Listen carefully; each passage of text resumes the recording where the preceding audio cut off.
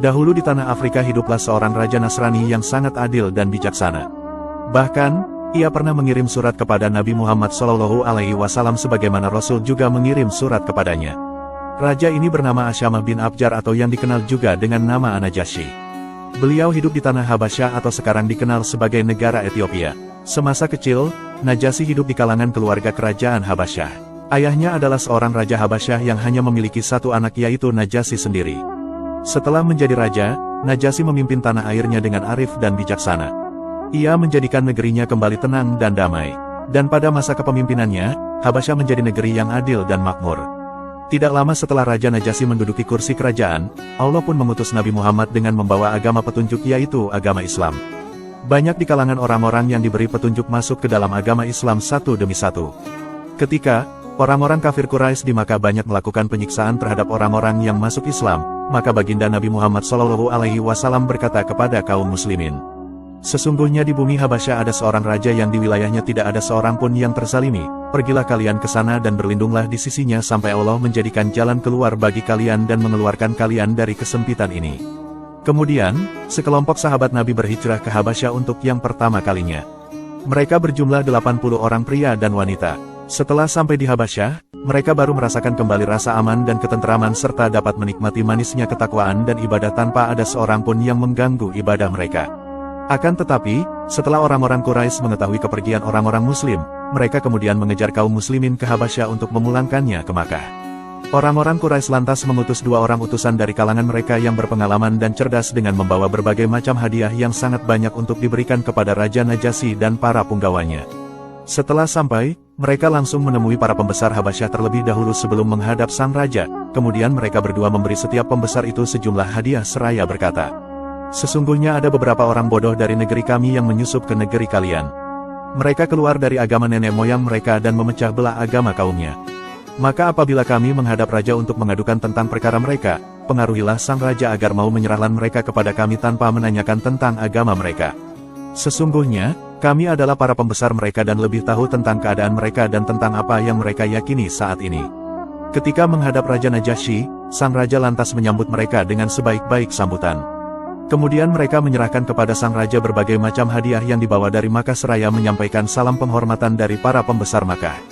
Setelah itu, utusan Quraisy ini berkata, "Wahai raja, sesungguhnya ada beberapa orang bodoh dari negeri kami yang menyusup ke negeri Tuan.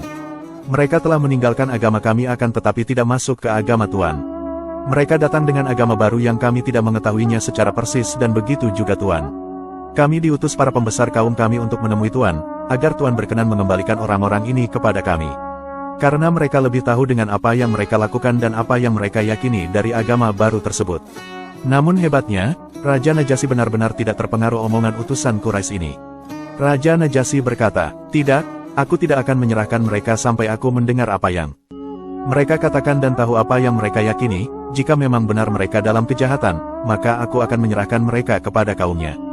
Dan jika mereka ada pada kebaikan, maka aku akan melindungi dan berlaku baik kepada mereka selama mereka berada di wilayahku." Raja Najasyi kemudian memanggil orang-orang Islam untuk menghadapnya dan meminta penjelasan. Ketika menghadap sang raja, kaum muslimin lantas mengucapkan salam kepada raja dengan penghormatan Islam dan langsung duduk. Utusan Quraisy tiba-tiba bertanya, "Mengapa kalian tidak bersujud kepada sang raja?" Kaum muslimin menjawab, "Sesungguhnya kami tidak bersujud kecuali kepada Allah." Mendengar hal itu, sang raja lantas merasa kaget dan berkata, "Macam apakah agama kalian ini, sehingga karenanya kalian meninggalkan agama kaum kalian dan tidak juga masuk ke dalam agama kami?" Kemudian, juru bicara kaum muslimin yang bernama Ja'far bin Ali Thalib menjawab, "Wahai raja, sesungguhnya kami tidaklah mengada-adakan agama kami, akan tetapi, telah datang kepada kami yaitu Nabi Muhammad bin Abdullah sebagai utusan Tuhannya dengan membawa agama petunjuk dan agama yang hak dan mengeluarkan kami dari kegelapan menuju cahaya yang terang benderang. Dahulu kami adalah pemeluk agama jahiliyah, kami menyembah berhala, memutuskan tali silaturahmi, memakan bangkai, gemar berbuat kemaksiatan, menyakiti tetangga, dan yang kuat di antara kami memakan yang lemah. Begitulah gambaran keadaan kami dahulu hingga Allah mengutus seorang Rasul dari kalangan kami sendiri yang kami tahu nasab, kejujuran, amanah dan kesucian dirinya. Beliau menyeru kami kepada Allah untuk menyembah dan mengesahkannya. Beliau juga memerintahkan kami untuk menunaikan sholat, mengeluarkan zakat, berpuasa di bulan Ramadan dan menyuruh kami meninggalkan apa yang pernah kami sembah yang berupa batu dan arca.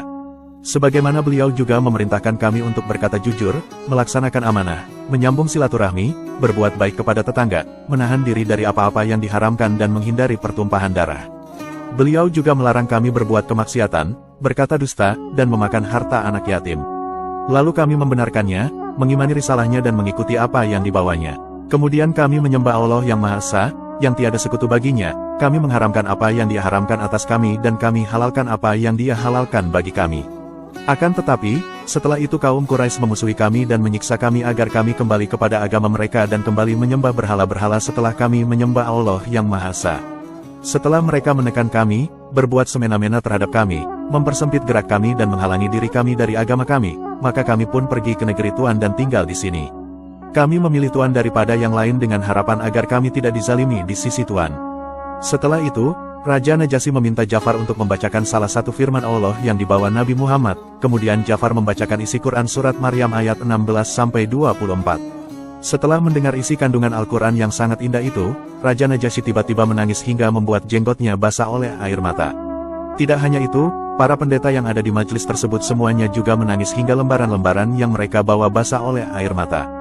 Ja'far juga mengatakan, bahwa sesungguhnya Nabi Isa itu adalah hamba Allah, utusannya, dan kalimatnya yang disampaikan kepada Maryam yang masih suci. Raja Najasyi kemudian berkata kepada utusan kafir Quraisy, "Demi Allah, aku sama sekali tidak akan menyerahkan mereka kepada kalian." Mendengar ucapan Raja Najasyi, utusan kafir Quraisy lantas keluar istana dalam keadaan murka. Kemudian, Raja Najasyi berkata kepada Ja'far bin Abi Thalib, "Pergilah, sesungguhnya kalian aman di negeriku ini. Barang siapa yang menyakiti kalian maka ia akan merugi. Barang siapa yang menyakiti kalian maka ia akan merugi. Sekalipun aku diberi gunung emas, aku tidak akan menyakiti salah seorang di antara kalian."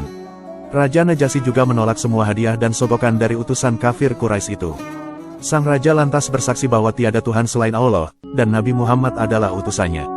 Beliau juga bersaksi bahwa Isa bin Maryam itu adalah hamba dan utusan Allah.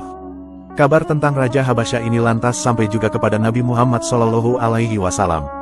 Beliau merasa gembira terhadap kabar tentang kecondongannya kepada Islam dan keyakinannya terhadap kebenaran Al-Quran. Kemudian, hubungan antara Raja Najasyi dan Nabi Muhammad pun semakin baik dan erat. Bahkan, Nabi Muhammad pernah menyurati Raja Najasyi yang isinya mengajak sang raja untuk memeluk agama Islam. Nabi Muhammad juga menuliskan sesuatu dalam surat itu dari Al-Quran. Setelah menerima surat Nabi Muhammad, Raja Najasyi lantas menempelkan surat tersebut pada keningnya untuk mengagungkannya, dan ia turun dari singgasananya sebagai bentuk ketundukannya terhadap apa yang datang padanya. Kemudian ia mengumumkan keislamannya di depan para hadirin yang datang pada hari itu, dan ia mengucapkan 2 kalimat syahadat kemudian berkata, "Andai saja bisa, sungguh aku akan pergi menemui Muhammad dan duduk di depannya, kemudian mencium kakinya." Namun sayang, belum sempat beliau bertemu Nabi Muhammad, ajalnya tiba-tiba datang. Raja Najasyi wafat ketika menjelang peristiwa Fathul Makkah. Ketika mendengar kabar duka ini, Nabi Muhammad kemudian mengajak para sahabatnya untuk melakukan sholat gaib untuk Raja Najasyi. Bahkan, Nabi Muhammad SAW mengimami sholat gaib itu, padahal beliau tidak pernah sholat gaib sebelum ataupun sesudah meninggalnya Raja Najasyi.